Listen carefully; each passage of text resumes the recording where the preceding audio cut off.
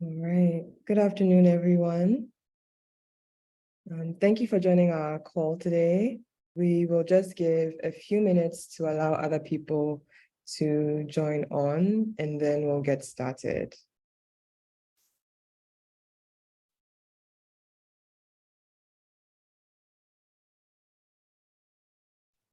Hello, just a quick question.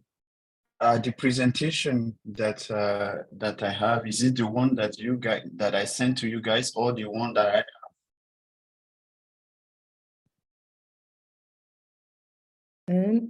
Genesis, can you hear me? Yeah, I can hear you. I was talking about the presentation. Is it the one you are going to share, or is mine that I'm going to share on the screen? So after I introduce you, we'll play the video, Yeah. and then you will share the presentation. You will share the presentation, or me? No, you will share your own presentation. Yes. Okay, sounds good. Okay, thank you. Of course.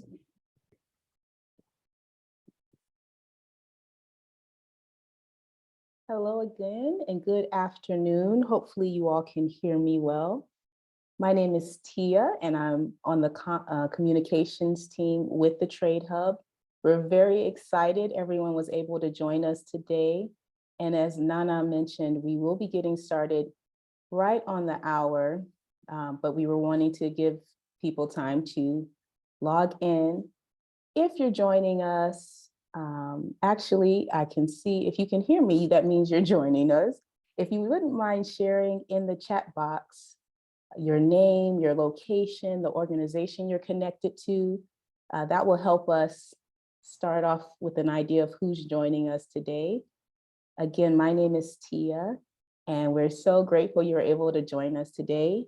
Our theme, or actually the World Environmental Day theme is Beat Plastic Pollution, hashtag Beat Plastic Pollution. And so we're excited to be presenting today with two of our co-investment partners who are implementing smart actions to tackle plastic pollution in our region here in West Africa. And so I see Hannah's already shared who she is and where she's joining us from. As you're joining, kindly use the chat box to share with us your name, where you're joining us from, and the organization that you are connected to. Also, just in honor of today's theme and our shared, our collaborative efforts to improve our environments, reduce climate pollution and to work with climate resilience and mitigation, and to hashtag beat plastic pollution. While you're also putting your name in the chat, feel free to add in anything that you do that you feel is helping, again, to collaboratively beat plastic pollution, improve our environment, et cetera. We're going to continue to allow people to join the time. Hopefully, if you have an interest in our topic today, you've had a chance to share with your networks, and they'll be able to join us as well. If you did share and you're not seeing someone that you invited, feel free to reach out to them and let them know that we're getting started, because today's session, our time together, is going to be full of some very, I believe, inspiring and important information that will help us so that future generations will have a different webinar, hopefully decades from now. Because of what we're doing today, future generations will have some different things they're discussing because we're tackling this issue today. So again, welcome. Thank you all for putting in your locations, your names, and the organizations you're connected to. I also wanted to mention early on that we do have French translation going on during our time together. And so that option is actually at the bottom of your Zoom window. You'll see what looks like a globe, and it says interpretation. If you click there, you'll see an option to listen in French or in English. And so please do that. Also, the last thing I'll mention before I will invite my colleague, Salimata, to share these things in French. during our time together here, most of us are calling in from West Africa, and we're dealing with different network and or power issues. That was my issue today. And so we're asking everyone to keep your videos off as much as possible, as well as keep your mic muted. That will allow us to overall have a better session. And so I'm going to actually turn it over to Sally now, just to share, rather to welcome everyone and introduce some of those details in French. Thank you, Sally.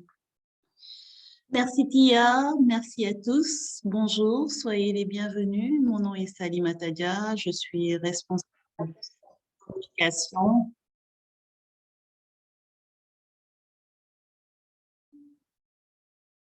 Attendez, j'entends un écho à cause de la traduction. Je pense que je dois aller dans la version en français.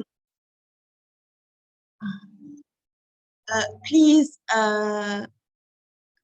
Juliette, just hold on. I will say this in French and then there's no need to translate because I'm just repeating what Tia said a while ago.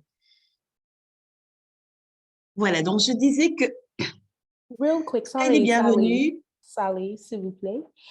I believe it was coming across a little broken, and it might have been my network, but if you don't mind just starting from the beginning so that to make sure everyone understands you fully. Okay, all right. Voilà, donc bonjour à tous. Soyez les bienvenus dans ce webinaire avec Coliba Africa et Global Mama et le Trade Hub. Mon nom est Sally Matadia, je suis responsable communication pour la partie francophone du projet West Africa Trade and Investment Hub. Donc, comme le disait tout de suite ma collègue de la communication Tia, nous allons avoir une session qui est interprétée en français. Comme vous pourrez le voir sur votre fenêtre de votre écran Zoom, un peu à droite en bas, il y a un bouton qui ressemble un peu à un globe. Vous pouvez cliquer l'option pour joindre soit en anglais, soit en français. Je vous remercie encore une fois et souhaite à tous une excellente session. Thank you. Thank you, Sally. And again, welcome to everyone. We have so many who have already shared in the chat their names, where they are joining us from, and their organization. We're excited to see people from Nigeria, Burkina Faso, and even, we have Ghana and Benin and Cameroon all represented with us today. Not to mention, we have someone who's going to be sharing with us who is joining us from France. So we're very excited again about our time and hoping that you all are able to feel that this time is engaging, you're able to connect, but also to learn.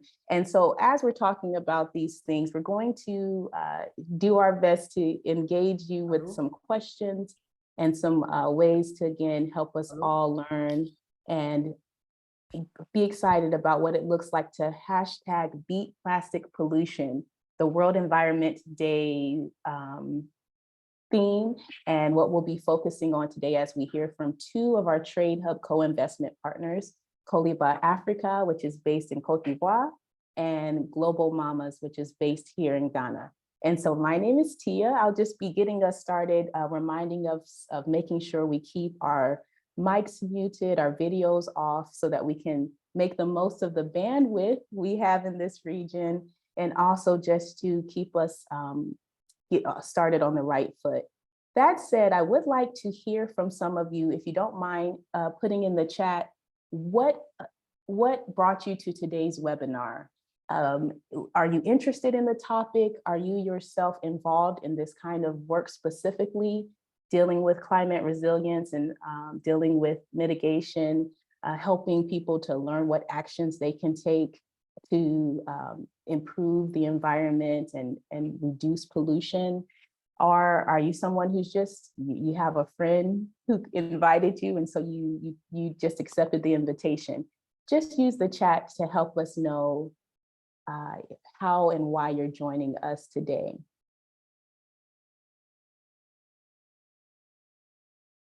And I am going to do my best. I'm excited that everyone is here. We're having this time together. I'm going to do my best to speak at a pace that's helpful for all of us. Thank you for everyone joining us. And Priscilla is sharing with us that she's interested in the topic in creating an awareness for an alternative to plastic, such as jute bags. And so thank you for that, Priscilla. We, of course, are all impacted by what is going on, the choices that we make individually, and also those that our neighbors are making, our organizations that we work for. And so being able to hear from two business leaders who are doing some widespread things to impact these issues is pretty exciting today. I also see that someone is sharing that they want to understand how the Trade Hub works for agribusinesses in West Africa, and thinking about raising funding for a fonio company. So the exciting thing, you all will learn more about the Trade Hub. I won't steal anyone's shine and speak specifically about the overall Trade Hub and our goals and what we're doing in the region. However, we are excited that we partner with different businesses. We have co-investment partners who are working throughout the region in different sectors. And through the grant awards that have been awarded, they are implementing projects and scaling their businesses in such a way that are having an impact. And every grant award is impacting climate resilience due to the undergirding objectives and goals of the Trade Hub. And so you will hear about that and hopefully be encouraged again to learn from and be able to implement some of the things you hear today on that front. And so quickly, as we are jumping into the meat of our time, you all again will be hearing from Coliba Africa and Global Mamas. And they are two co-investment partners who have unique ways of dealing with climate, pollution, the things that are endangering our environments and our health. And so you all will hear not only from them, but also the individuals within our Trade Hub team who are specifically focused on helping our co-investment partners implement these strategies. And so those from our environmental compliance team will be joining us today. We actually had their help in pulling together some poll questions. And so I'm going to go ahead and get us started with those. You all should be able to use the poll function, whether or not you ever have before, in Zoom to answer these questions. If you're having a technical issue and you can't actually select on the poll the answer, then you can use the chat box, which I can see you all are actively using, and that makes us happy. And so I will launch this first poll. Again, we're focusing today on beating plastic pollution. And so these questions will be related to that topic. The first question is related to plastic in our natural environment. So the question is, how long does plastic stay in the natural environment? So if you have a plastic bottle, let's keep a plastic bottle picture in our mind today. How long, if it's tossed on the side of the road, which we've seen many times, how long will it stay in the natural environment? Is it over 20 years, over 40 years, over 100 years, or over 1,000 years? Again, if there's a plastic bottle or some plastic that's not recycled and happens to end up in our natural environment, how long will it remain there? Is it over 20 years, over 40 years, over 100 years, or over 1,000 years? And with that, I'll give you all a few seconds to finish answering. I see that about 43% of us have responded. If you are not able to see the polling questions, I am reading them, and then again, you can use the chat for your response. How long does plastic stay in the natural environment? And so I'm ending the poll, and I'll share what you all shared with us, what we all are thinking about how long does plastic stay in the natural environment. So about 12% of us said over 20 years, which I think the key with that answer is that all of the other answers are over 20 years. So if you hit that one, you're automatically correct.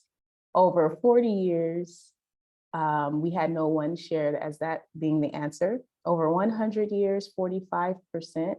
And then over 1,000 years, 42% of those who responded shared over 1,000 years. So as I mentioned, I am not the authority. We have colleagues on our Trade Hub team who work with environmental compliance and live and breathe these things. And so we're going to actually hear from them for the actual correct answer for these.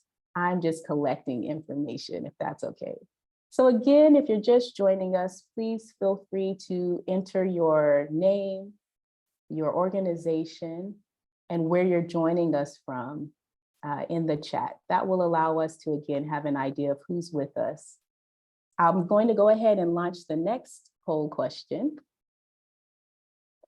And this one is, what can we all do to beat plastic pollution for #CleanSeas? So you can select more than one of these.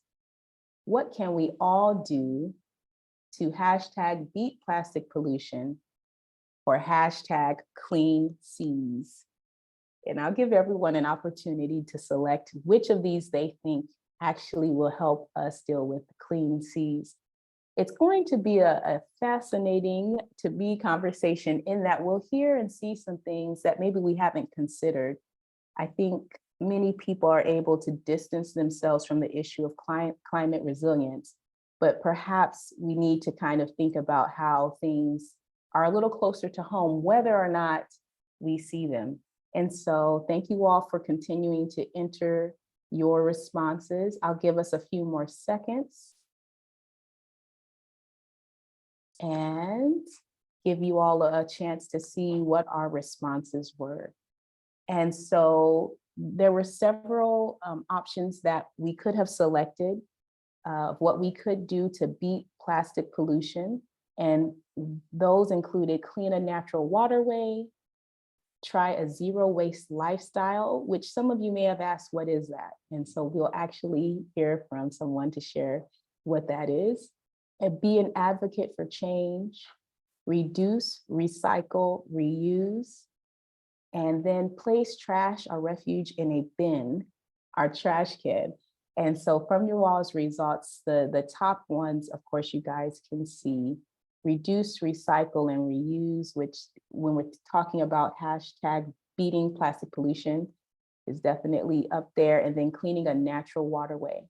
So I won't actually delay, again, from you all having a chance to hear from the authorities on this. And so I'm going to turn our time over to my colleague on the comms team with the Trade Hub, Nana, who will be moderating and leading us through the rest of our time together. So thank you so much for your participation and enjoy.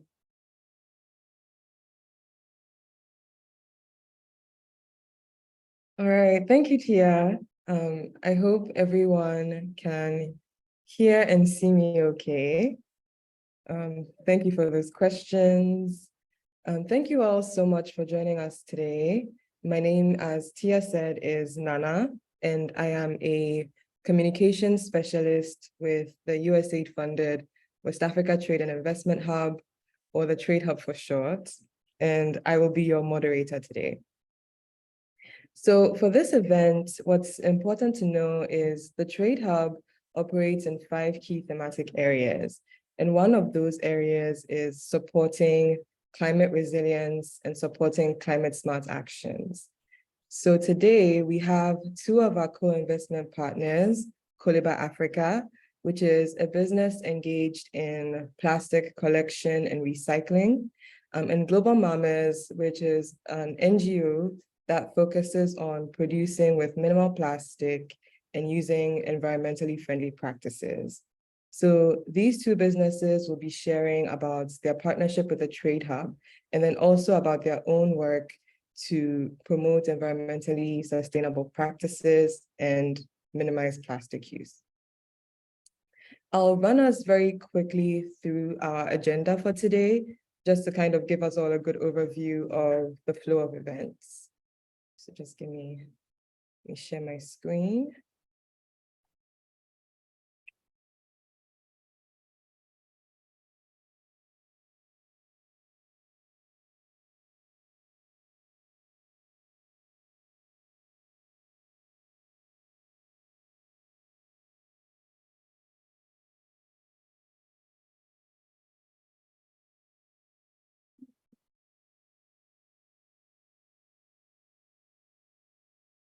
Okay. Can we all see this? You can give me a thumbs up if so. Okay. So to start, we'll have opening remarks from the Trade Hub Chief of Party. And then following that, we'll move into a presentation on the Trade Hub's practices for environmental compliance from our environmental compliance manager. And once she has finished with her presentation, we'll hear from our co-investment partners. So we'll have our representatives from Coliba Africa and Global Mamas speak about their own work and then also about their Trade Hub partnerships.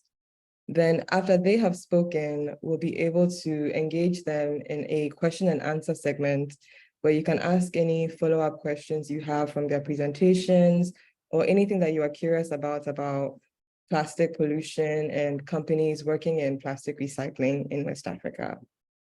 So if you have any questions as the presentations are running, kindly drop those in the question and answer box that you should see on your Zoom window. So it should be right at the bottom, right next to chat. So you can leave any questions you have there so that we can collect them for the question and answer segment at the end. And also, please do be reminded that if you prefer to follow the webinar in French, we do have the option for that. So you can click on the interpretation icon at the bottom of your screen, and you should be able to hear the webinar in French.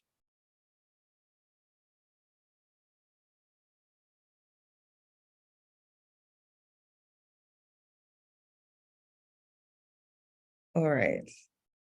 So to deliver welcome remarks, we have the Trade Hub Chief of Party, Robin Wheeler, and Robin has worked in development projects across the Africa region for more than 20 years. He has lived and worked in more than 30 African countries. And so he brings a lot of wealth of knowledge and expertise to our activity, and we're very grateful to have him. So I'll hand this off to Robin for opening remarks. Good afternoon, everyone. We appreciate you all participating in our webinar today and your interest in the Trade Hub's activities geared towards promoting environmental sustainability. Today, two of our co-investment partners that we've spoken about will address a serious and pressing subject that needs our immediate attention: plastic pollution. They will share how their activities, efforts, and results are contributing to mitigating this environmental threat as plastic garbage is smothering our planet. I think our time together will be educational and will give everyone in attendance a learning opportunity. The Trade Hub is a flagship USAID activity focused on collaborating with the private sector to increase economic growth in West Africa. Since our inception, we have been working with selected private sector companies to ensure that together we are implementing activities to improve food security, address climate change risks, improve agribusiness competitiveness, promote trade and exports, and promote gender and social inclusion. We have awarded 93 co-investment grants across 14 African countries, catalyzing the economic growth of these businesses, as you will hear from two of our grantees in a short while. Through our co-investment partnerships, Global Mamas, a Ghana-based women-owned social enterprise focused on eco-friendly production, is modeling environmentally sustainable production, while Coliba is engaging in plastic bottle recycling in Cote d'Ivoire. Each year, millions of tons of plastic are generated, used once, and wasted. Our ecosystems, wildlife, and even our own health suffer permanent damage when this waste enters our oceans, rivers, and landfills. But today, we gather not only to acknowledge the magnitude of this problem, but also to highlight the solutions and actions that will enable us to overcome the crisis. We must be the agents of change that our planet desperately needs. We must recognize that beating plastic and environmental pollution requires collaboration and partnerships. No single entity can solve this crisis alone.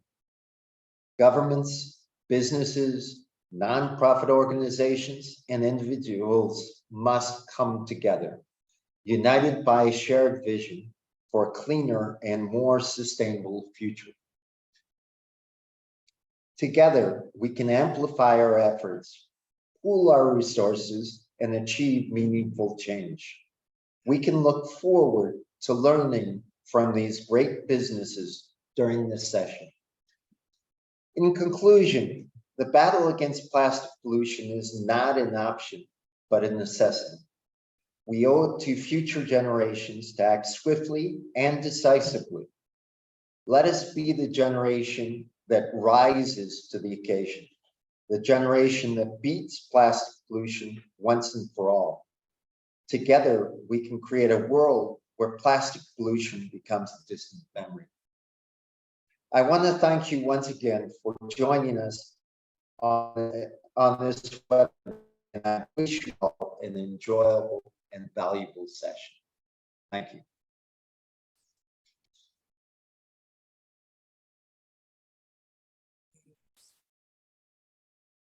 All right, thank you, Robin. All right. Thank you. Okay, we're very grateful to hear that and to get a sense of some insight into the work of the Trade Hub and the necessity for conversations like this on tackling plastic pollution so that we can make our environment, our earth last for future generations. So next up, we have a presentation from the Trade Hub's environmental compliance team, and we'll be hearing from our compliance manager, Sana Diop.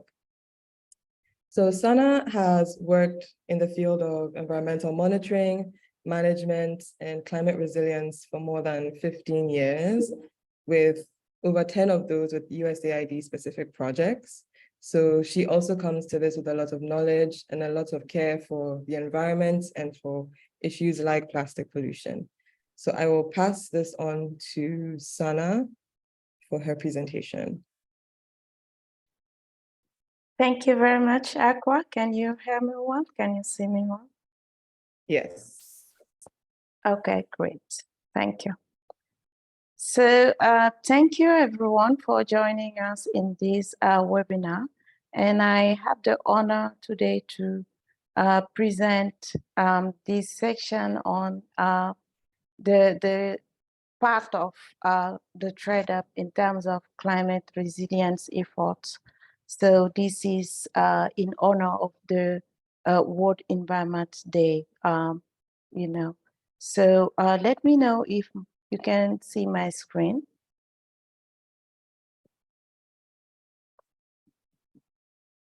Yes, we can. It looks great. Okay, thank you so much. So as I said, we are going to present the West Africa Trade and Investment Hub Climate Resilience Effort. And just to look at what we want to discuss today is just to showcase the life cycle of the plastic, the trade-up overview, what we are doing in trade-up, the trade-up engagement in terms of climate resilience, and the trade-up climate change strategy also. So lastly, we will present to you the indicators we are working on since few times ago. So to start, I just want to present one of my favorite meals, you know, in honor to this whole event hosted by Côte d'Ivoire. So, and then we have this really fresh bottle of water. Please take care of this bottle of water. This is, I think, the essence of the first part of this presentation. So whenever you finish to drink your water, you need to be aware of what is the future of this empty bottle.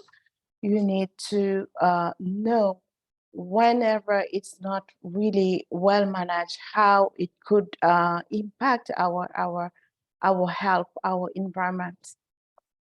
So let's see, you just drink your water and throw it away, let's say near to a beach or a river. We already say that this bottle is surviving more than 100 years in the environment before to start having any kind of degradation. So this bottle is surviving in the environment between 400 and 1,000 years in the environment before having a full degradation. But we are having those microplastic because after a certain time in the environment, we start having the degradation.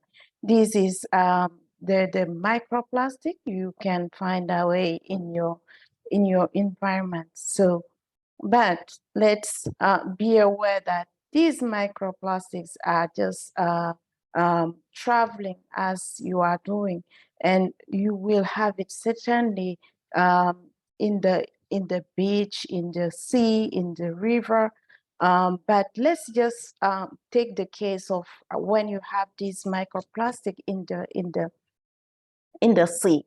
So those are just plastic, you might say, but let's pay attention because you will have the fish, and be aware that most of the fish we are eating are just eating those kind of microplastics in the sea. So look, this is one fish where we extracted all those microplastics. So you see now the fish is not looking so tasty, and at the end this is not really the fish we want to eat. So we need to be aware that not only for the sea, we are also inhaling this microplastic. We are ingesting those microplastic, and we are in contact with those microplastic. So those are some the exposure ways for the microplastic. So we just presented the case of the sea, but it's not only that. So we need to be aware of where we are finding those microplastics, but we need to be really careful when we are managing the waste and the plastic. This is the subject of this webinar today. So we need to change our mindset. We need to adhere to those principles. We need to act. This is most important. And acting is a personal stuff. That is not the way the project are designed. No, we need to act ourselves. We need to be mindful of where we are throwing our plastic, and this is also some kind of action we can do, clean the seas. So be mindful that we are eating some kind of microplastic when you are looking at your really thirsty fish. So pay attention. We need to clean beach. We need to clean river. And we must, this is a must, be an advocate for the change. We need to try a zero lifestyle. And that's not easy, but we have again a new concept saying we need to refuse the plastic. This is the very recent concept we have. So we have some other actions we can do, and we want to present what the trader is doing, what is the engagement of the trader in terms of climate change, be it the plastic pollutions and all those things. So, but before that, we want just to provide this overview regarding the trade-up. So the trade-up is a very great cross-cutting project, very interesting. And the period of performance is through September 2019 to September 2024. And the contract value is 116 million. While the co-investment grant is to 96 million. So we are intervening across 14 West Africa countries. So this is a very large, you can imagine, project. We are having a very nice target impact, and the sector valuation is the agriculture, agribusiness, financial services, apparel manufacturing, waste management, ecotourism. And in Nigeria, we have agriculture of rice, maize, soy, coffee, and aquaculture valuations. Let's look at those activities. You can see that for almost all of them, the plastics are intervening in terms of raw materials, at some point as, let's say, packaging, at some point, those plastics are just impacting the kind of activities we are doing. Let's say for agriculture, well, whenever the soil is, let's say, infested by the plastic, we cannot have a very nice field. At the end, we cannot have a lot of things. So this is really important, and we need to take care of our environment. And for this project, let's say we have this really great USAID strategy framework in terms of climate change. And in this framework, we are identifying some intermediate results on where the trade-up is really engaged. So from the strategy, the USAID framework strategy on climate change, we as trade-up identified those 4 intermediate results: the reduction of emission, build resilience, mobilize finance, and women and youth on the gender side.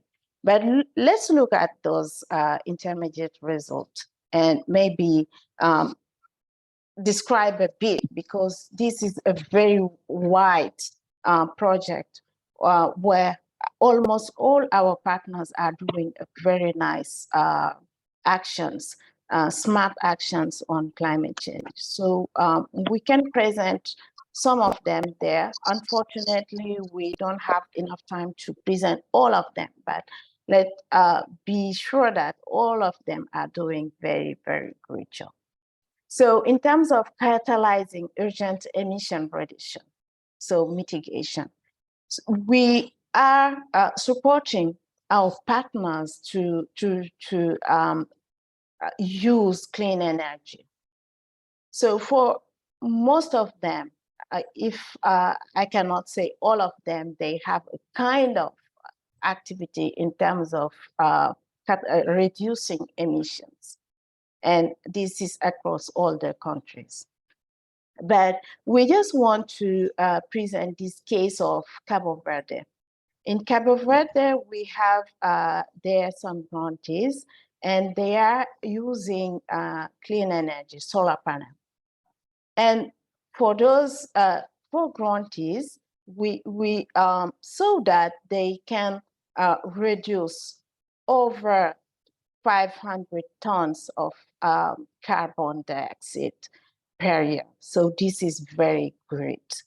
Let's see the case of Labrador in Togo. They have this certification, so that is really nice in terms of climate change, adaptation, smart actions, and those things. In Senegal, we have La Banque Agricole, a full climate change frontier. We will see the case of La Banque Agricole. This one, La Laiterie du Berger, is using biogases for domestic use. So in terms of history, in terms of really nice achievement, I think we have a lot to present. And unfortunately, we don't have a lot of time, but we are hoping to have further exchanges in the future, presenting all we are doing in the trade. For this intermediate result, build resilience, where we are seeking to strengthen climate resilience of population vulnerable to climate impacts. The trade-up is working with over 90 grantees, co-creation, partners. And in those partners, we identified 60 partners in agricultural activities, supporting farmers. And, you know, this is some activities under food security. So we are doing a very great job in terms of strengthening climate resilience. But this is not only limited to those 60 partners. Beside of that, we have more partners fully climate change or using renewable energy. And by the end of this year, we are hoping to finalize our survey because, as I said, this is a very wide project and we need to check for all grantees to find out how they are impacting, how they are building their resilience. So by the end of this year, we are hoping to have some really concrete data on this one. And for mobilizing finance, to date, we are working with 11 international financial institutions, and those are funding some SMEs, you know, small and medium enterprises. We have a lot of innovation, a lot of great things within this compartment of financial institutions. Those SMEs are having very nice initiative in terms of climate smart action. So we are also working on identify all of them, and this is a continuous work. But by the end of this year, as I said, we will have a clear overview of all the SMEs. But the case of La Banque Agricole is also very nice and should be showcased there.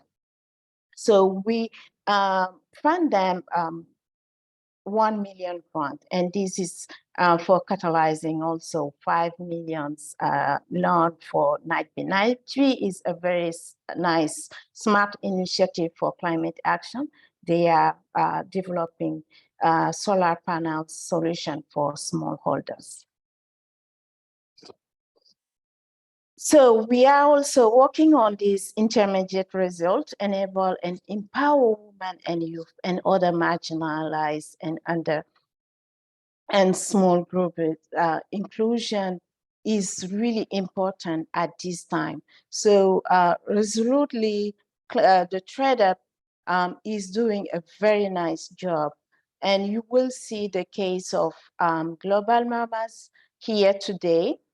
She will talk about her activity, how she worked with the TradeUp in this partnership, And this is also a very nice model because we closed this grant successfully. So we had to work with them and we end the grant with very nice achievements.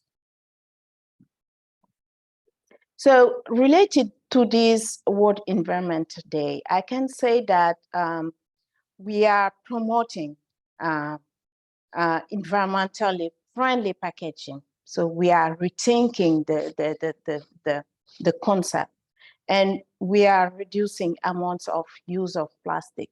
So we are promoting with our grantees to use friendly packaging and to promote to a circular long term. So that's what I was saying, promoting plastic alternative are considered to reduce recycle and use plastic products with transition to a circular economy as a long-term solution to plastic pollution.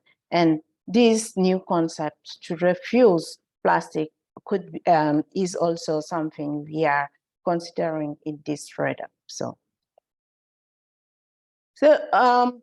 recently we identified some standard indicators because we felt like we are doing a lot in terms of achievement in this trade-up. So we identified those two climate adaptation indicators, and we start reporting on those indicators. The first one is the amount of investment mobilized for climate change adaptation as supported by USG assistance. So in this trade-up, we have 5 full climate grantees. We have also those 11 financial institutions we are working on, we are working with, and we have also those several grantees having really nice renewable energy concept and system. So we are hoping to be able to track all of them. So but now we are working with the full grantees, reporting on those full grantees, and by the end of this year, we will run a survey and try to showcase and report on all those nice initiatives. The second indicator is the number of people supported by the USG to adapt to the effect of climate change. So in this one also, we are capturing the number of grantees working on food security using technologies, smart technologies, good agricultural practices, and those things. And also we are capturing those grantees on renewable energy. As you know, we need to train them on how to use those energy, how to set up the equipments and those things. And this is the second indicators we are working on this trade-up. So I think we are at the end, and I hope that I was able to create this mindset, this mindful change on you, if that was not the case. And also I was able to present the very nice work we are doing in this trade-up. I will stop there. Thank you, Oprah. Okay, thank you so much, Donna. Thank you for giving us the overview on the Trade Hub's work. So I hope that we can all see that a lot of our activities are helping to build climate change resilience, to promote the use of clean energy, and also to even rethink using plastic as primary packaging, right? So we're trying to find more innovative and climate smart ways to approach manufacturing and even our work towards food security. So we will now have our panelists.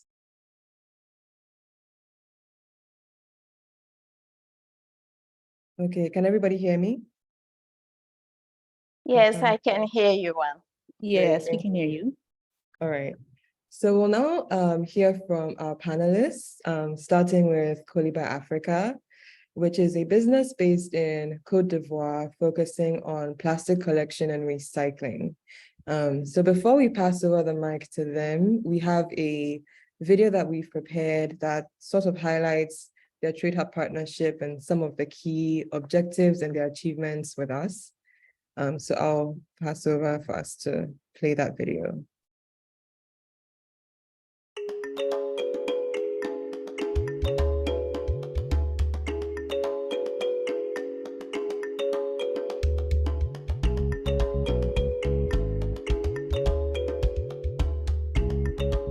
Quand je collecte la marchandise, ils viennent sur le champ, ils payent la marchandise, on la fait peser et on me remet mon petit T4.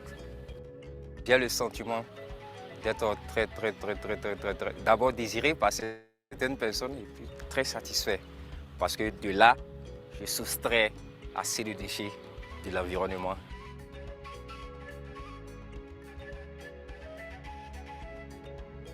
Aujourd'hui, grâce au travail que nous faisons, on arrive à se débarrasser des déchets plastiques que nous retrouvons dans la rue. N'oublions pas que les déchets que nous produisons, que nous collectons, sont recyclés afin de refaire d'autres produits.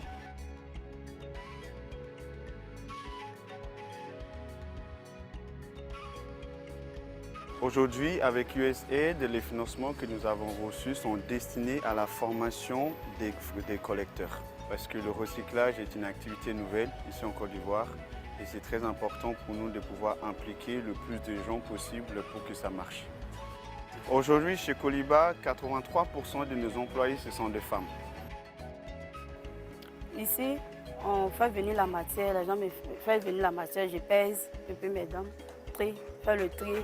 Les verres à part et puis les autres, on met ensemble, les bouchons à part. Chaque jour, on arrive à trier 1 tonne 500 ou souvent plus que ça. J'étais trieuse avant. Après, bon, on m'a envoyé ici pour être gestionnaire du kiosque. Kevin, 55 kilos.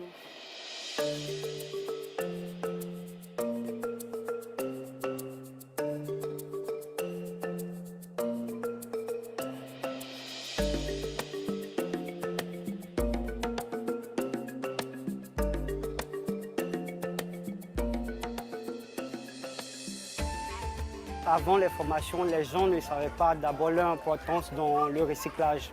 C'était juste chercher des bidons et puis revendre. Mais avec la formation, les gens sont devenus plus professionnels en fait. Parce qu'avant la formation, ils ne savaient pas que Coliba était présent. Ils ne savaient pas que Coliba s'intéressait au PE. Ce que nous faisons, c'est d'abord pour augmenter les revenus de ceux qui sont dans ce domaine-là. Mais en le faisant, Coliba gagne. Sans vouloir utiliser le mot win-win, mais c'est vraiment ça. C'est ça que nous essayons de faire.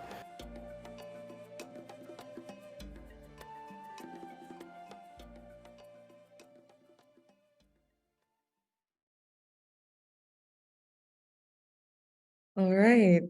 Thank you, Tia, for playing the video. So now we'll hand the mic off to Genesis from Coliba for their presentation.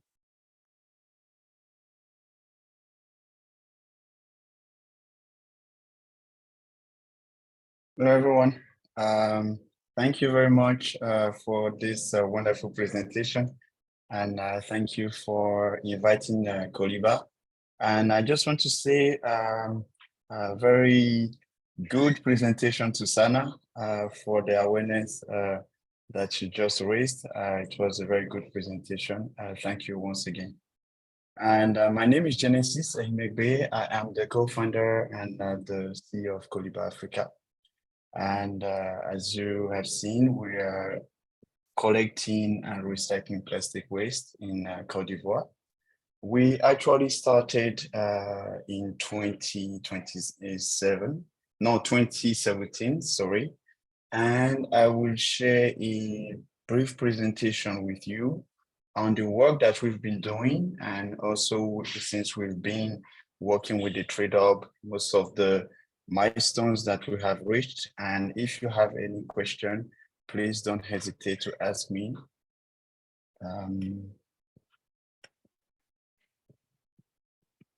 Can you see my screen? Yes. Yes, thank you. Okay. Okay, like I said, Coliba Africa, we started in 2017 with a very simple mission, which was to structure and to industrialize plastic waste recycling in West Africa through women employment and mobile technologies. That has been the mission that we've been working on now for 6 years. And thanks to the partnership that we have with the Trade Hub since the beginning of last year, which is in January 2022, we've been working on training and increasing the capacity of informal waste collectors. For us, that is really the key in order for us to be able to have, in order for us, first of all, to be able to collect a huge amount of plastic. And you have to know that in Ivory Coast, 94% of the waste economy operates in the informal sector. So it is for us very evident to find ways to engage with the people who are actually doing the waste collection and try to see how we can make a major impact, in their lives. So since we started in 2022 with the Trade Hub, we've been able to train 4,500 collectors, which is huge for us. We have a huge database of all the waste collectors in Abidjan, thanks to the work that we've been doing with the Trade Hub. 60% of these collectors are women and young adults.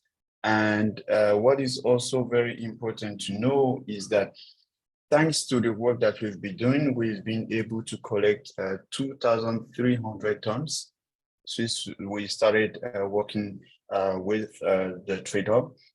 Actually, when we say tons, it's quite difficult for a lot of people to imagine, but we are talking about 115 million bottles. So you can see is huge.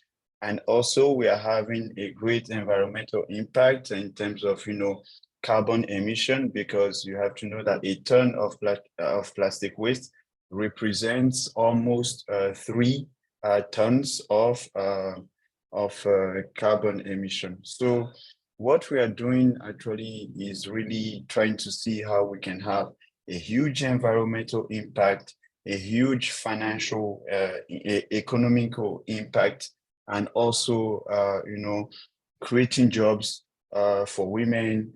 And for that, we have right now more than 30 containers in Abidjan, which is also a buyback centers and containers. Thanks to the network of our containers, we are able to work with the informal waste collectors, which means if you are a collector, for example, you can easily come to our container to sell your plastic waste. That is the reason why we have these containers installed in Abidjan, because we are able to really get close to where the collectors are. And that is really one of the main advantages of our containers. We already have 29 containers installed in Abidjan and in Bouaké, and we are looking forward to increasing that number to 65 as soon as possible. So that is one of the main jobs that we'll be doing.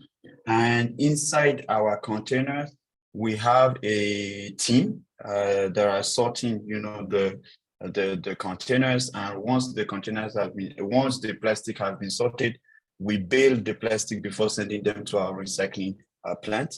Like I said, with this project, we're also having a huge economical impact, because since we started this project, we've already paid more than 350,000 USD directly to the collectors, directly to the people who are collecting.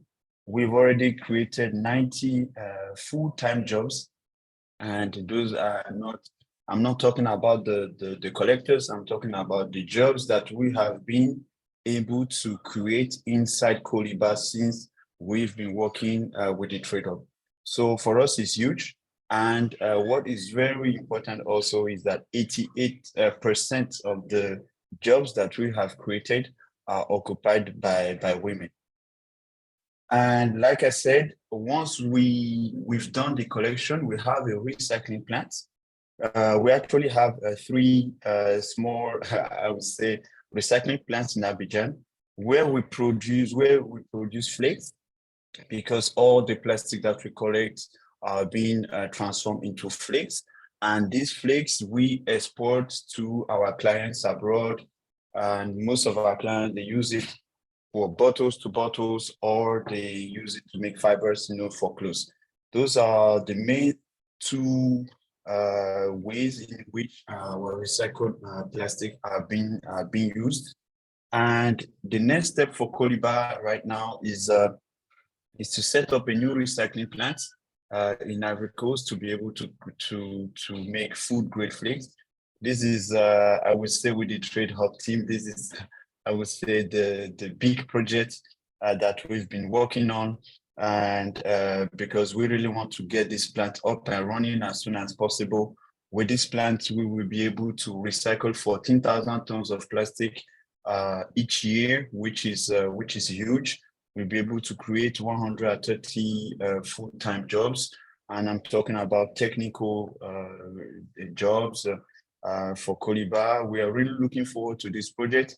It's an expensive project of over 50 million USD in total. So it's going to be a huge milestone for us. But we are looking forward to getting the company up and running by the end of next year. So we still have some time to go. And just to conclude and not to be too long, I would like to say that the partnership that we have with the Trade Hub has really been very, very helpful to our company, because thanks to this partnership, we've been able to work with the informal waste sector. It has been something that we've been thinking of since 6 years, that we haven't been able to really set up and put in place, because it's a huge, because we need the team for that. We need to be able to, we need sorry, but just to be very clear, for example, with the Trade Hub, we have 12 people working full-time on this project. So a small startup for us, in order for us to be able to employ 12 people that will be working directly with these informal waste collectors, is not always easy financially, but that is something that we've been able to do once again with the Trade Hub.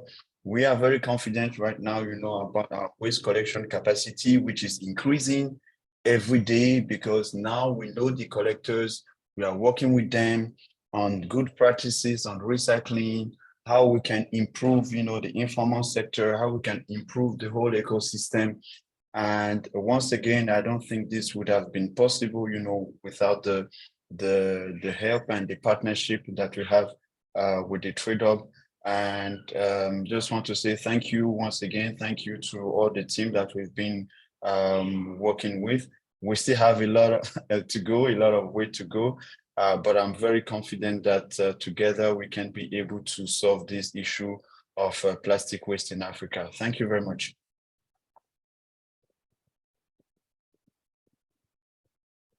All right, thank you for the presentation.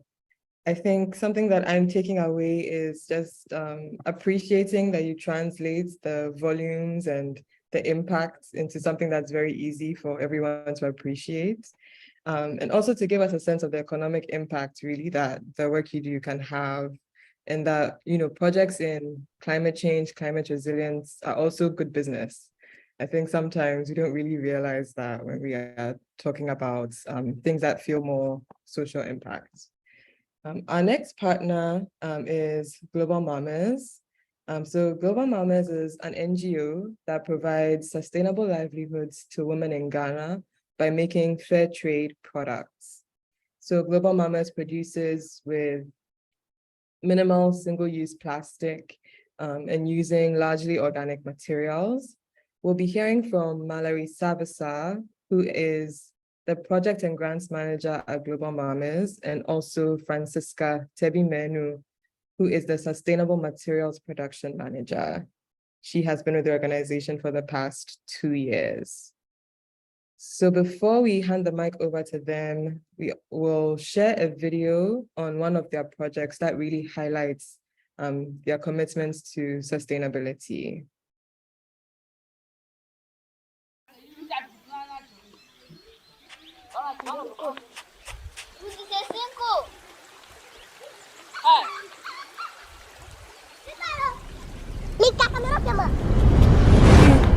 This is my town. Let me show you around. This is my house. I live here with my little brothers and sisters. This is my grandma. She's a very beautiful woman. We love her so much. And that is Grandpa. He used to be a fisherman until the fish stopped coming.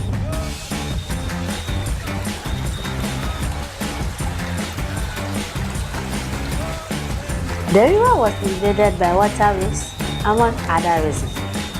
So Grandpa could not make money off the fish business anymore. Meet my mom! She is a superhero.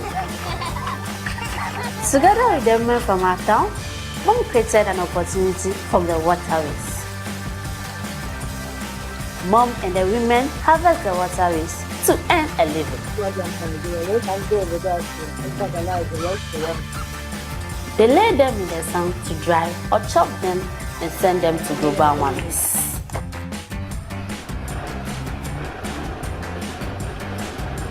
At a workshop, many young women like me process the raw waterways into paper.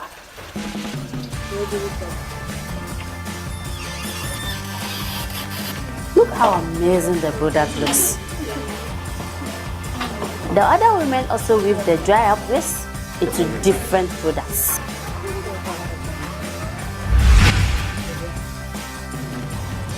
Sometimes the seamstresses add recycled fabrics to make the product more attractive. So you see, my mom and the other women from our town are taking advantage of this problem to create an opportunity. My name is Rita and I'm part of this change.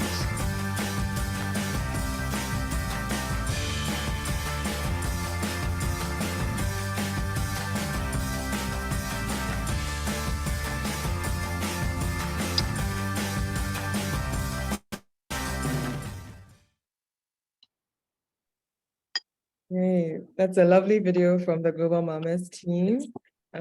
I will pass on now to Mallory and Francisca so they can share their presentation.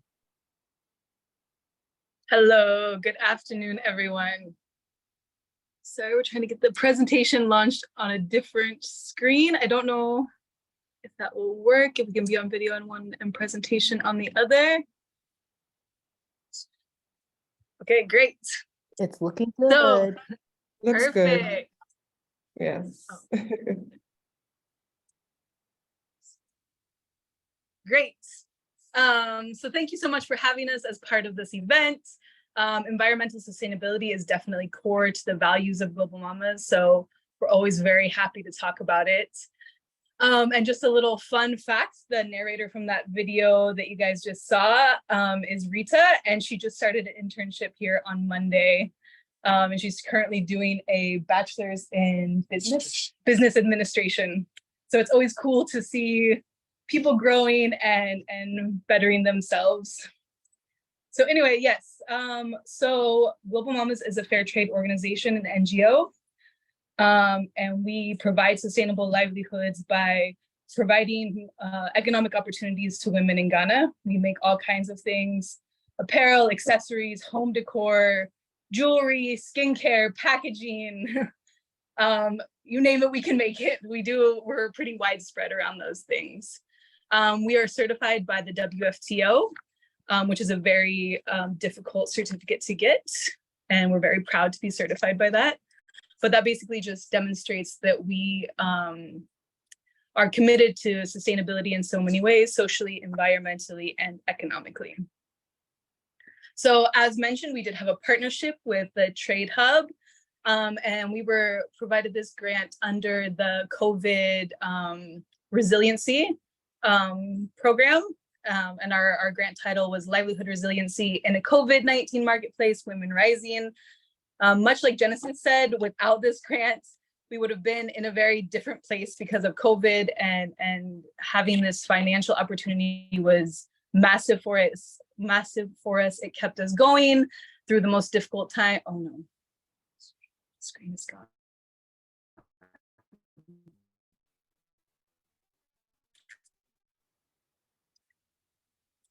Anyway, sorry.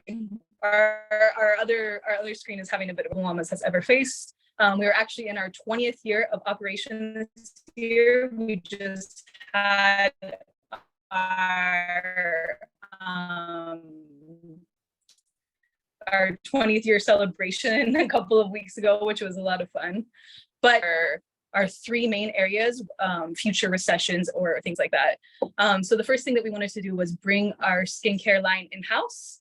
And package that in all completely sustainable packaging. So Franca will discuss that a little bit more coming up. We also wanted to create more sustainable packaging to sell to other companies that have similar values to ours. Oh, good. We're on the second slide right now. And we also wanted to bring on a whole new line of jersey knit cotton. Right now we use 100% organic GOTS certified, which is the Global Organic Textile Standards cotton that we get from India. And now we've expanded that into a knits fabric as well, which is like a stretchy fabric like I'm wearing here. And that developed out of people having more of a work from home culture and needing something that's a little bit more flexible and relaxed. And our second objective under this project was to recover export and domestic sales to the pre-pandemic levels through marketing efforts and as an effort to sustain employment, not only for the jobs that were sustained through the project, but also the new jobs that were created. We can go to the next slide.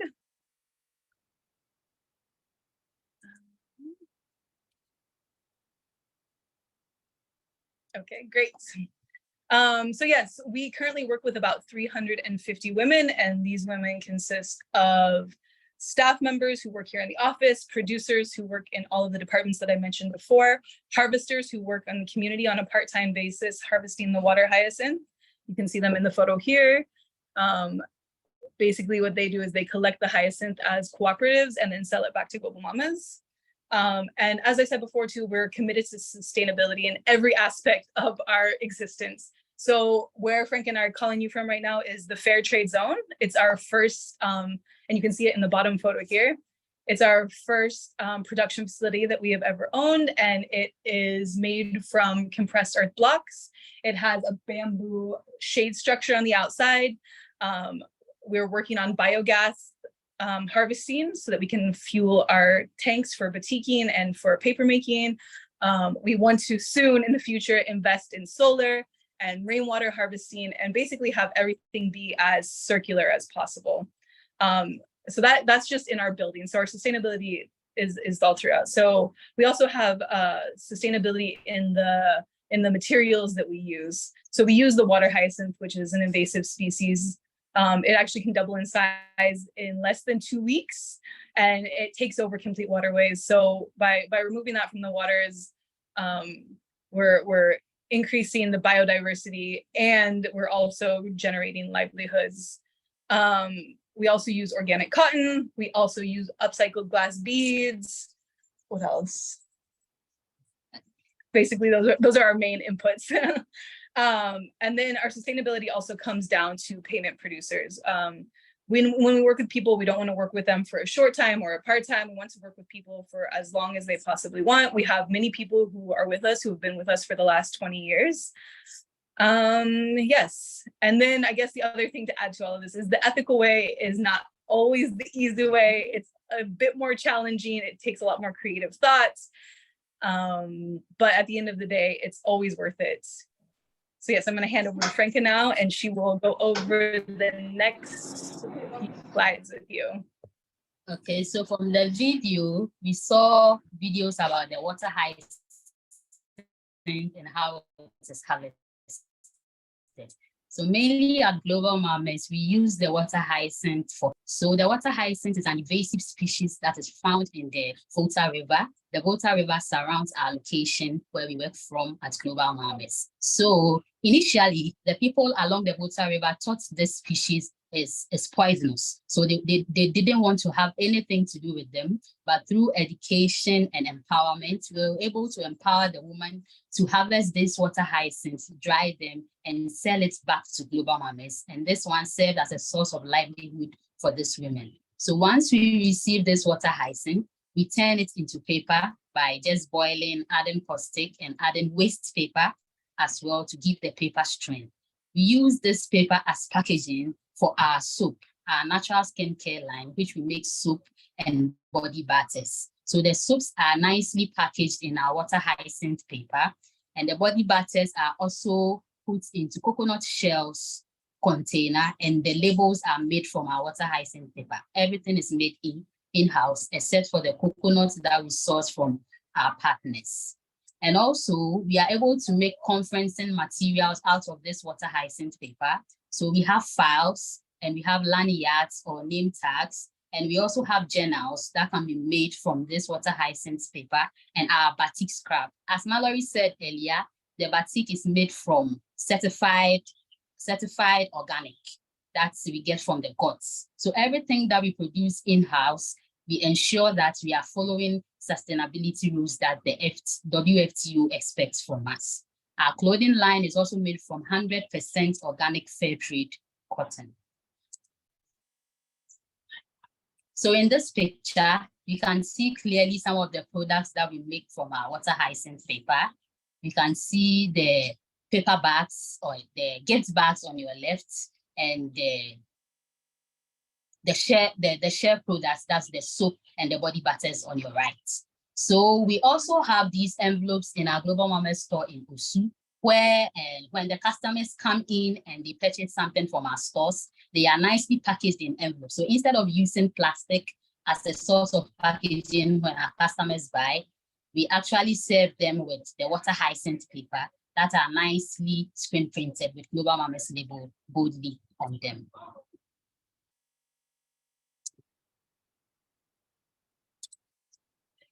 And on this slide, you can see a certificate of Eco Mamas. In as much as we produce products from sustainable sources, we also try to educate and encourage our workers, which we call mamas here, to also live an eco-friendly lifestyle. So last year, we were all trained to become Eco Mamas, where we encouraged our mamas to reduce using plastic. We had bowls and drinking cups that the organization presented to these mamas that we can bring them to work and also use them at home as well. So instead of buying sachet water, we have filters around here at work where you can use your reusable water bottle, and also our nicely packed bowls where you can store your food in instead of buying a normal plastic bottle. So after the training, everyone was excited because we were handed over with certificates, and we call ourselves Eco Mamas at the FTZ. We are committed to sustainable production for the good of the people and the environment at large. Thank you very much. Thank you.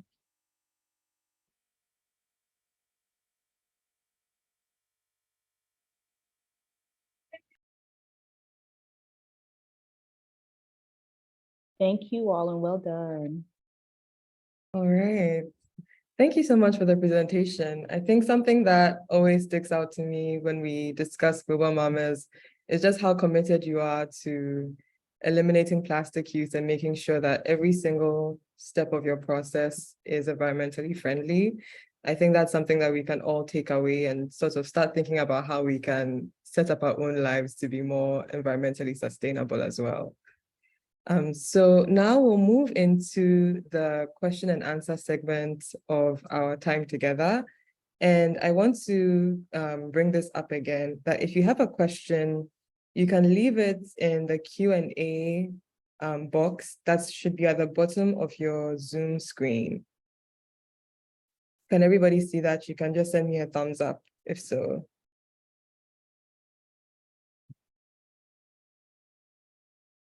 Okay, great. And you can also add in your name and your organization just so we can keep track. All right. So we're going to start with a question from my end to Mallory and Genesis. So you've both discussed your work in recycling and in sustainable production. And I'm just curious for both your companies, what are some of the challenges that you find for Global Mamas trying to work with no plastic, for Coliba trying to set up a culture of recycling in Côte d'Ivoire? What are some of the challenges that you've encountered in your practice? And either of you can start.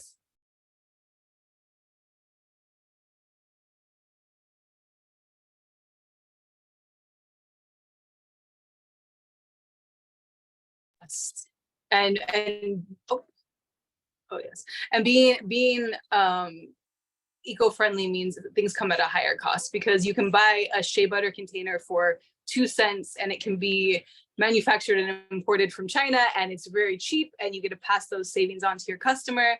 But even as we transitioned into the coconut packaging, the price went up by how much? Over 100%? No, several 100,000%.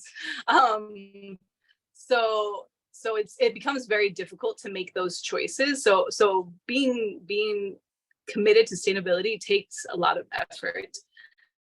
It's also never easy. You know, again, like if you want to, I'm just using the packaging as an example, but if you want to buy some containers, you can go onto any website and find some containers to buy.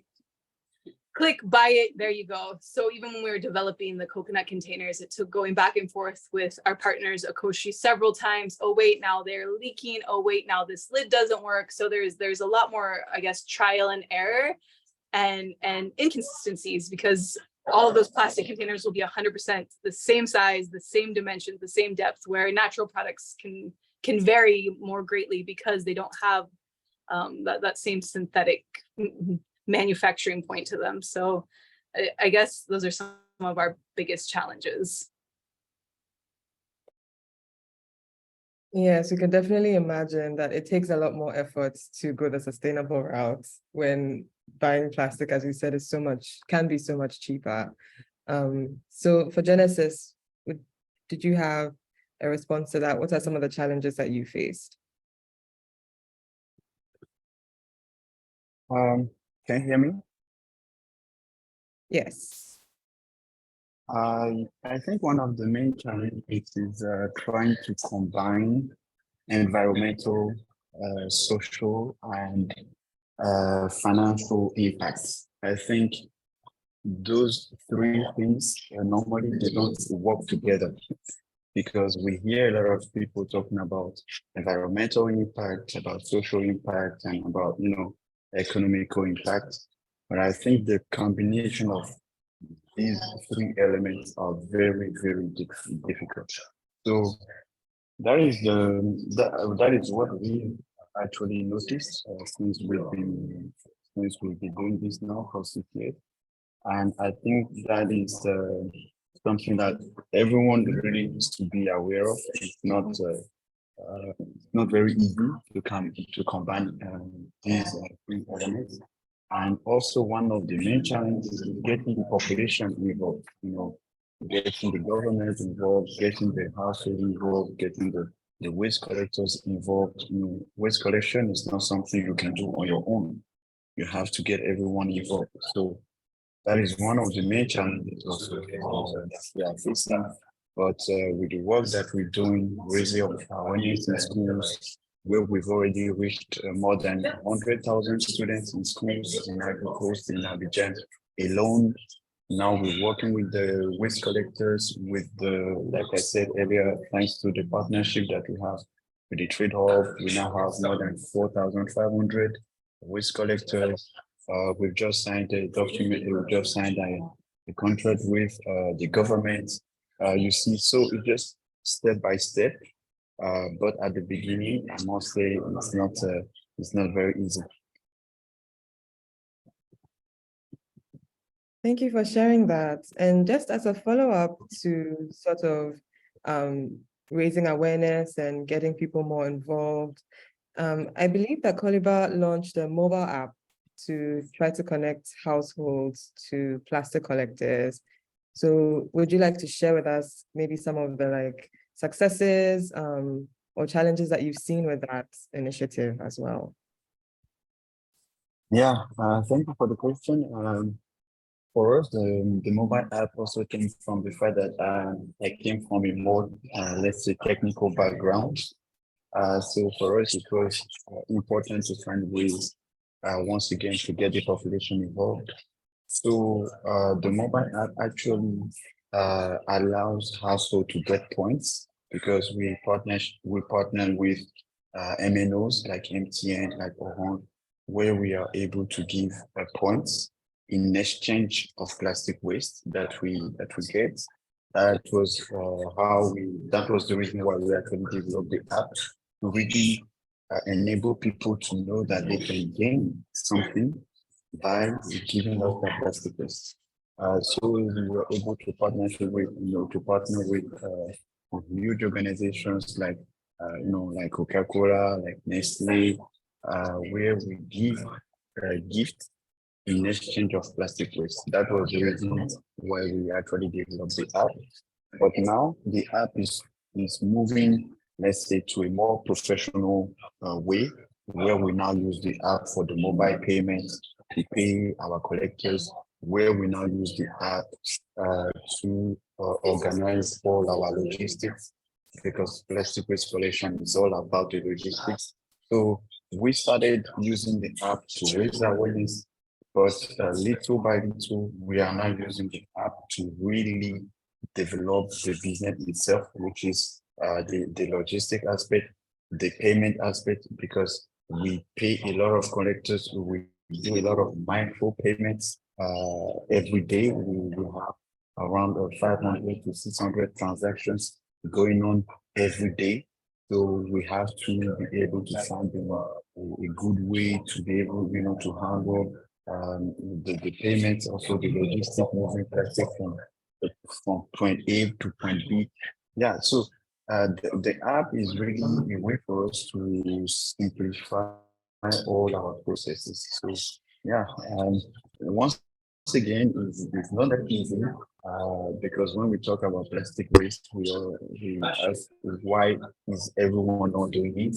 But the truth is that it's a little bit more complicated. It takes a lot of investment, it takes a lot of cash to be able to set up this kind of business. So yeah, just doing our best once again to beat this plastic waste issue. Thank you. I think it's interesting for all of us to see how the app it has developed over time to also help you with managing the financials. It's always interesting to see how companies integrate sort of tech into their business plans. So for Mallory, just a follow-up question on something that you mentioned about Global Mamas being a fair trade company. Would you be able to just shed some light on that? What does it mean for you to be fair trade? And what are the environmental benefits of you having the fair trade supply chain?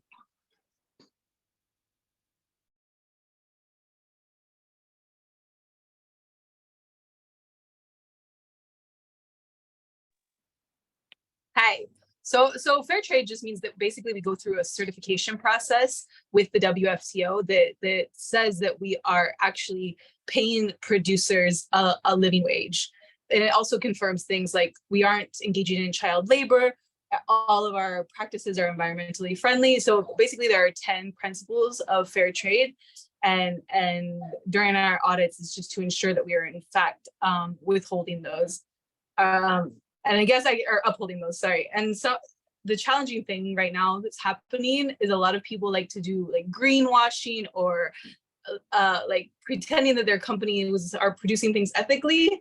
So then maybe they are to a certain extent, but the certification just lets our customers know that we can be trusted, that there is a third party verifying that we're doing what we say we're doing. And as far as the environmental impact of that, I don't know that there is an environmental impact to certification, but it does provide us with a huge customer base. So we do about 20% of our sales here in Ghana at a store, but that is our only shop. We export to the US and Europe, and we do some retail online, but for the most part, our partners are people who are purchasing small fair trade stores who are purchasing our products because they are fair trade and selling them in their shops where they sell other fair trade products. So for us, it's the basis of our entire customer basis is because of our fair trade certification and our story. People love to hear the stories of the producers and all the efforts that we go through in making our products. So those are very helpful aspects. Yeah, and I think because you also describe sustainability, not just for the environment, but also for being able to pay your producers a sustainable living wage.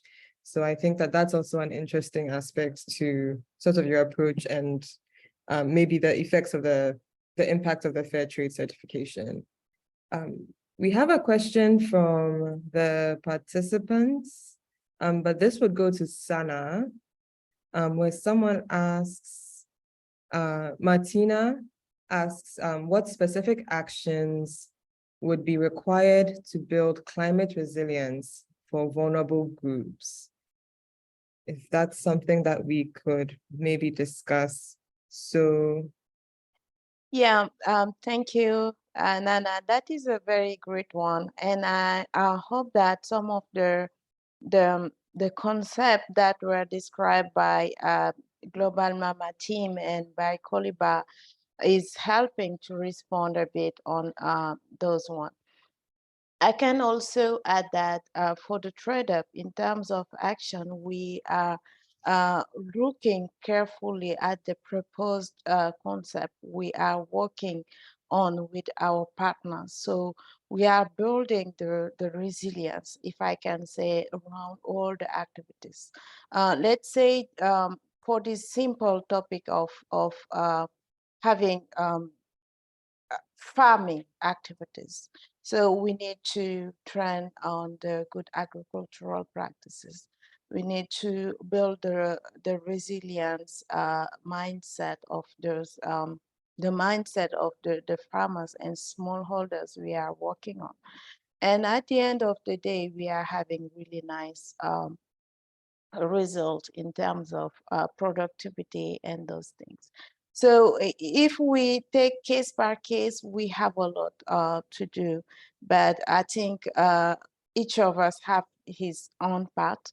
And also in this concept, in this very nice project of TradeUp, we showcases those two partners, but we are working with more than 90 grantees, as I'm saying, and each of them is having a particular aspect to work on, but be sure that for all of them, we are able to measure the impact, the adaptation. Where I talked about this, La Laiterie du Berger, you know, they are using technology to use the biogas from their farming activities. So most of them are now fixed in this area in the north. They are not doing any errands to feed their animals, and they are using biogas for their own usage. So I think there are a lot of nice initiative, climate smart actions. I don't know if these respond correctly to your questions.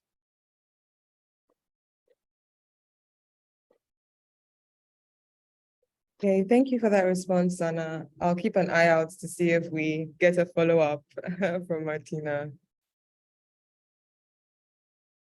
Okay, we have another question from Mr. Amusu Giovanni from Lome Togo Agrocom, who is asking how Coliba measures carbon emissions. And I think we can maybe make that a little bit more broad for global mamas as well, for sort of how you measure the impacts that you're making from choosing to abstain from certain types of production to greenhouse emissions.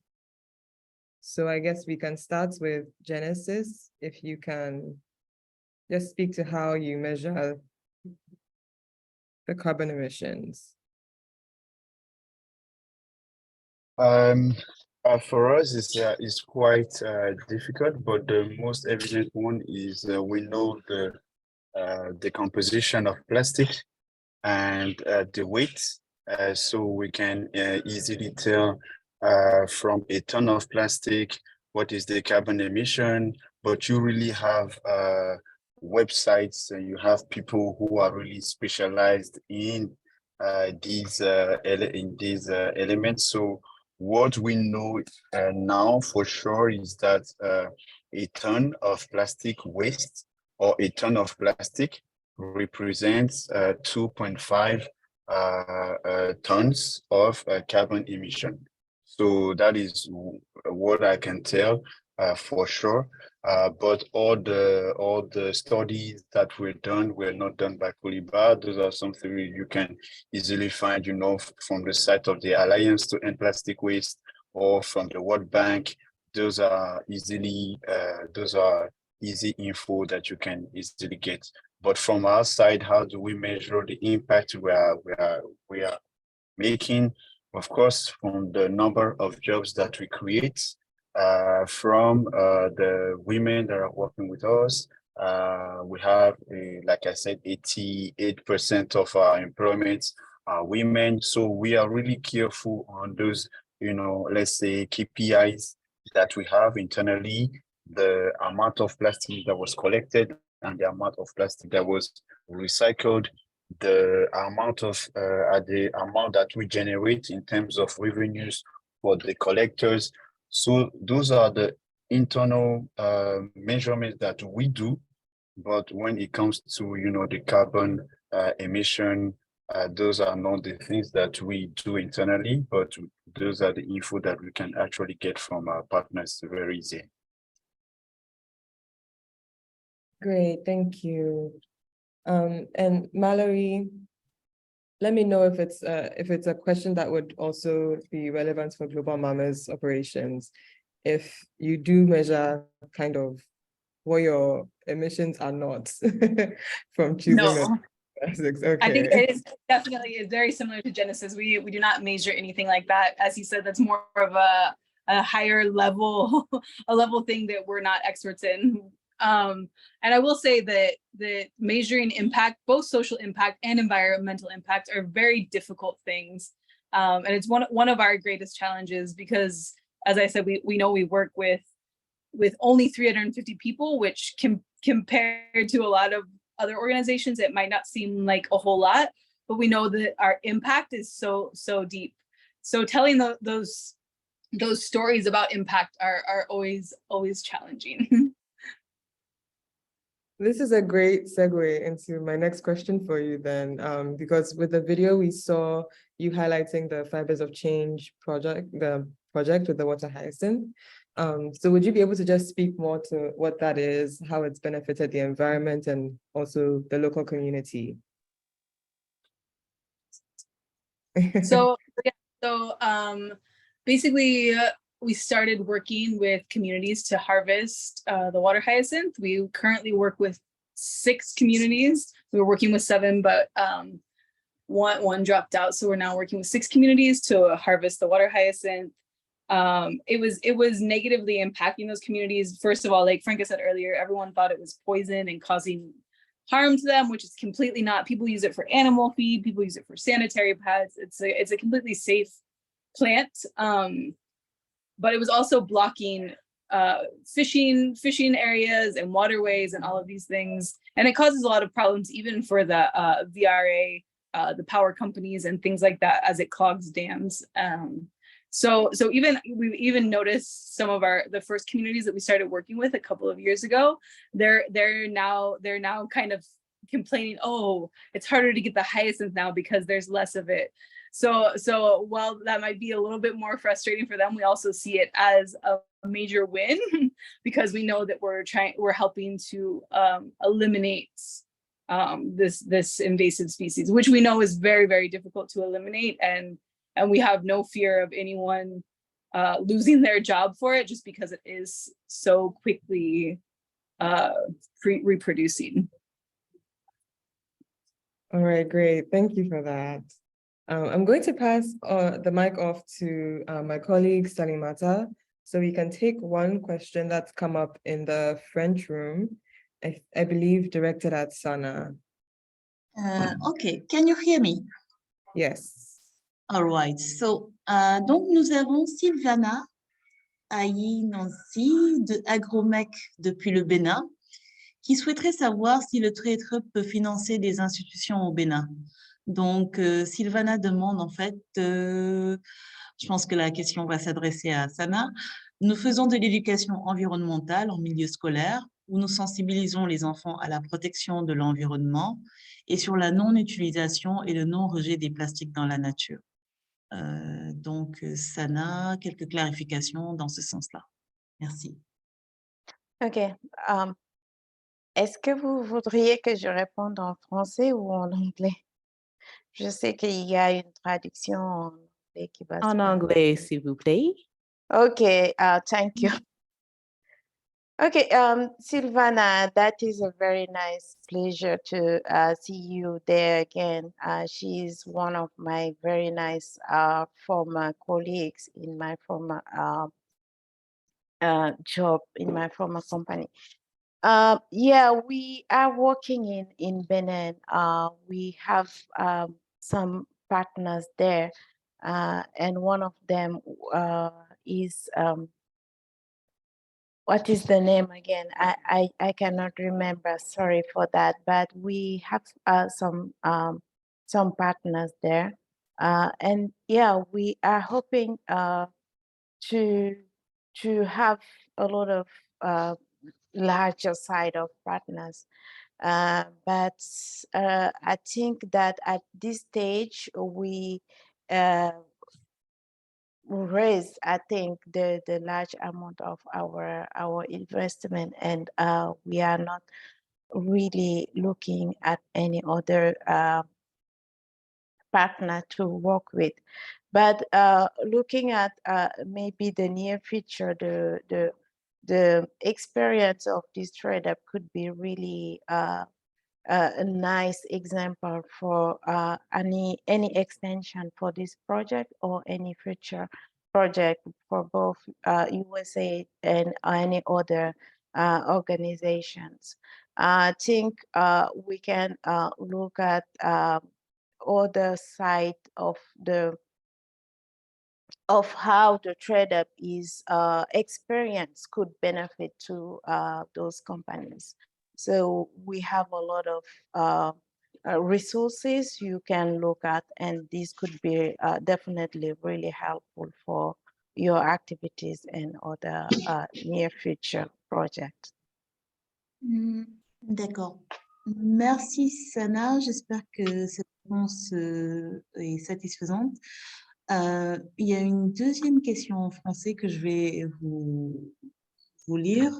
Donc, Amidouja qui demande, est-ce que vous pensez qu'avec seul l'environnement, on peut éradiquer les déchets plastiques? Avez-vous pris en compte l'approche One Health avec les autres secteurs, à savoir la santé humaine et animale, pour une réussite de lutte contre les déchets plastiques? J'espère que c'est clair, Sana, ou... Yeah, I like his questions. You know, Hamidou is one of my former project colleague. I am interacting the most, you know, and he's always asking some really interesting questions. We had the a time to discuss about this One Health, you know, and that is a very nice concept. We are, yeah, I think some years ago I had to advocate regarding this One Health, and the very nice thing is now this concept is assimilated, and most of the companies are resolutely engaged on this One Health concept. And yes, unfortunately for the environmental compliance side, you know, environmental is cross-cutting activities. You need to look at environment, health, climate, a lot of things. So unfortunately, yes, in most of our documents, in most of our concept, during the building of the project, yes, this side of this concept is adhered to the document, to the activities, and to those everything. So now we are resolutely trying to change the mindset of the people. But yes, for this trade-up, I think this is something we are looking at. Thank you.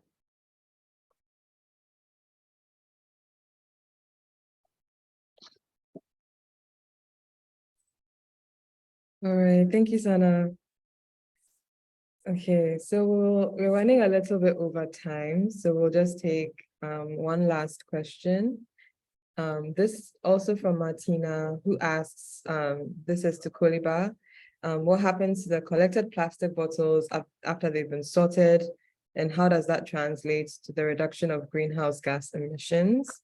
And I think that also ties in well into a question that I had, which was if Coliba, if you can speak a little bit more about what you mentioned about converting the plastic to high quality food grade flakes for exports.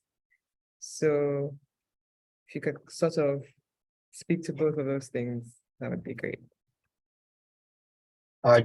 Sorry for the first question, I didn't get it very well.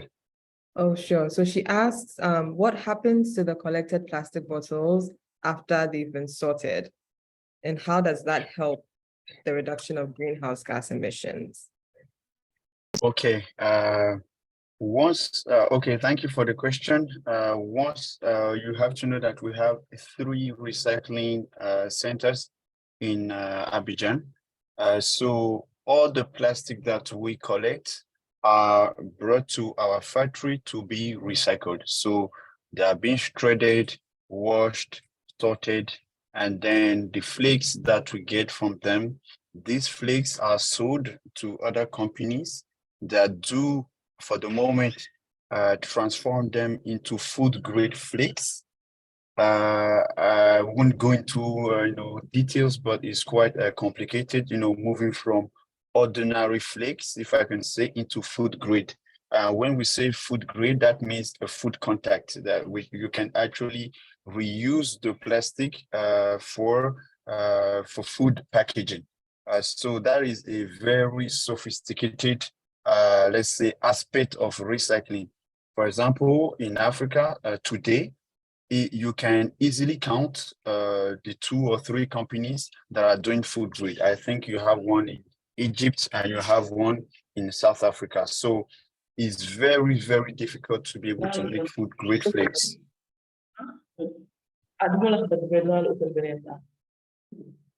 Hello? Hello, sorry, someone came off. Sorry. So that is actually what we are trying to do in Ivory Coast. The plant that we are setting up, we enable us to be able to make food contact flakes. And because the flakes that we do today are being exported to Europe, where they transform the flakes into food contact. And that food contact flakes is what we want, is what our projects is in Abidjan. So with the new recycling plant that we are building, we'll be able to do high quality food grade flakes in Ivory Coast. So that was the reason why I said it's a lot of investment 50 million USD investment. So it's quite huge, but for us, we think that is really the best way for us to be able to get high value, also move up, in the value chain of recycling. And that is also one of the ways we think we can be able to create, more impact in our communities, because in order for us to be able to do that, we have to be able to have a high quality flakes that we can sell at a higher price, and also, to get the whole ecosystem up and running.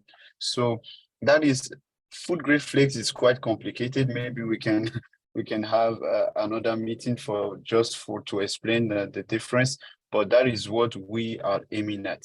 And how do we measure the environmental impact? For us is very simple, because a recycled plate, when you collect plastic, you can reuse it, you can recycle it up to 5 times.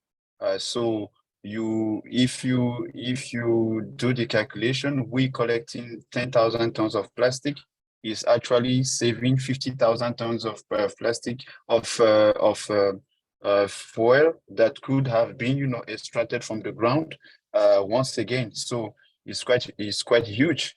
It's actually reusing instead of, getting fresh raw materials to make new plastics.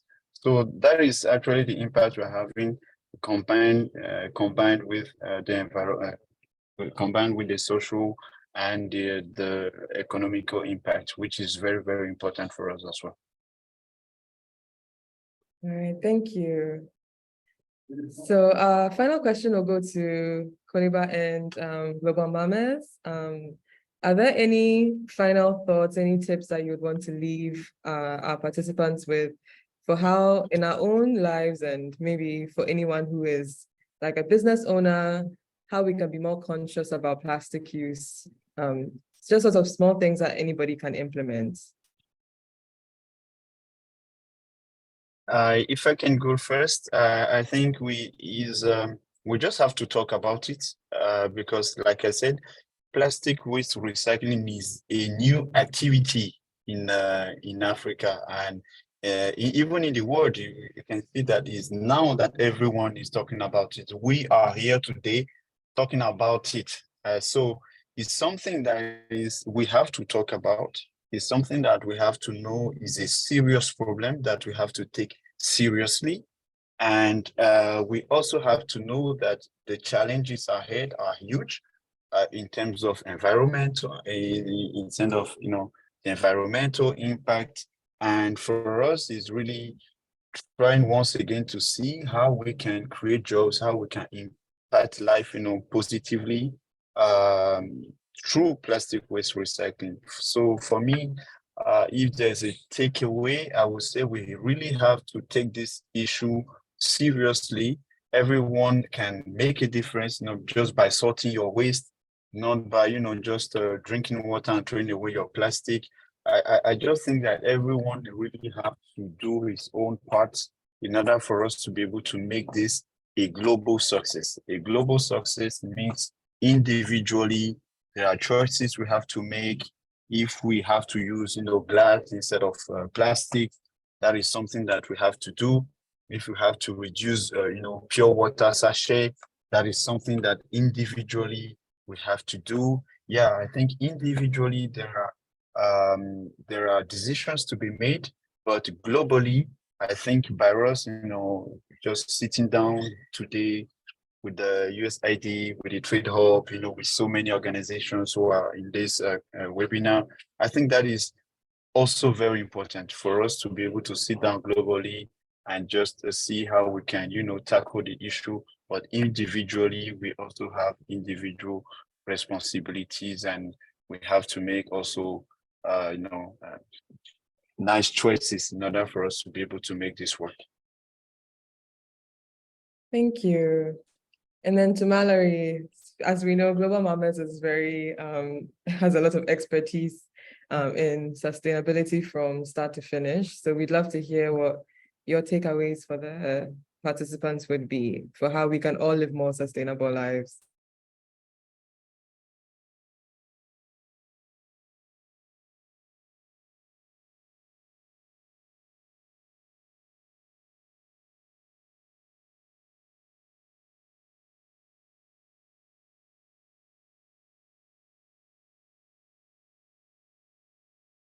It looks like we might have lost Mallory.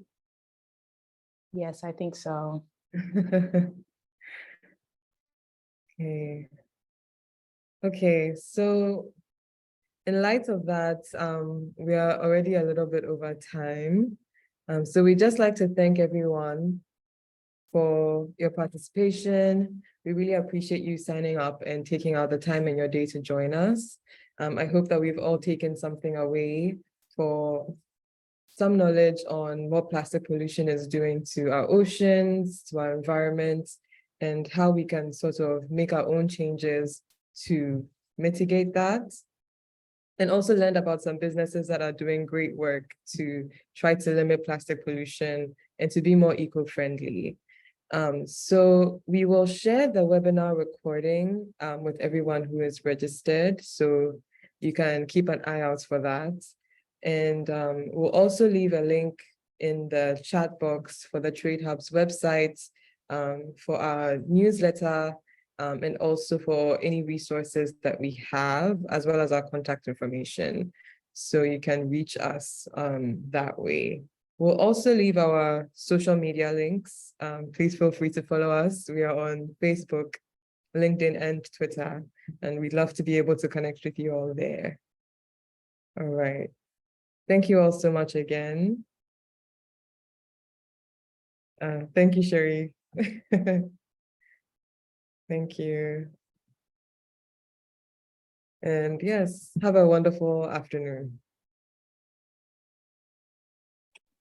Thank Thank you. Bye. Bye, everyone. Bye. And thank you. Yeah.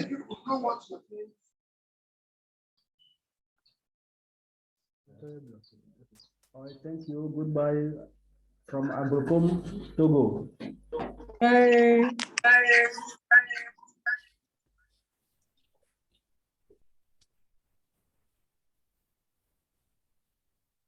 Hello, Agrocom family. Thank you for joining us.